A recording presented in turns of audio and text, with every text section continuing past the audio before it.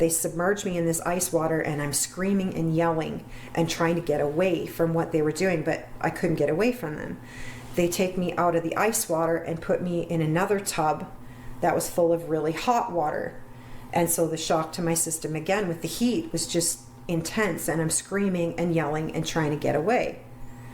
They moved me from that tank back into the ice water, and they went back and forth like this between shocking cold and shocking hot. And my body was just screaming. I was screaming and yelling for it to stop and trying to pull away, but they had control of my limbs. Finally, I couldn't fight anymore. I just gave up fighting. There was no point. I lost the will to fight.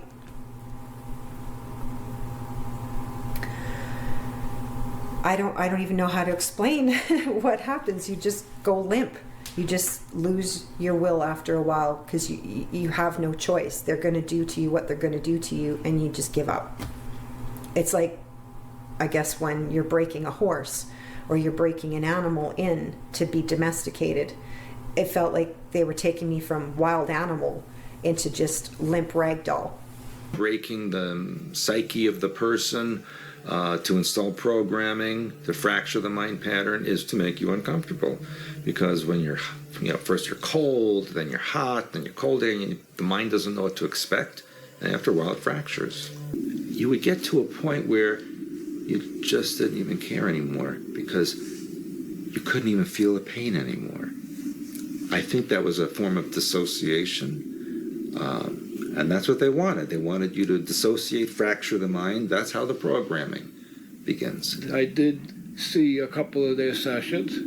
It was disgusting, made me sick. Can you describe a little bit of that? I would just as soon die. The amazing things that they could think of to create fear, anxiety, and fracturing. I don't know how human beings could even think up such things, but they did. Personality. But if they want to create a new fracture, a new split, he would take me into the bathtub. They had a big walk-in bathtub, like big tile, like deep. And he would drown me, hold me down there as I was drowning. And as I was fading and splitting and losing consciousness and beginning to convulse and drown, he would bring me out of it. And he would clear my airway and he would resuscitate me. And when I would come to consciousness, I didn't have any memory of the past. That was a new split, a blank slate is what it's called. That blank slate now is a new personality, and I'm actually bonded to that man as my savior. He saved my life. He rescued me. I love him. I'll do anything for him.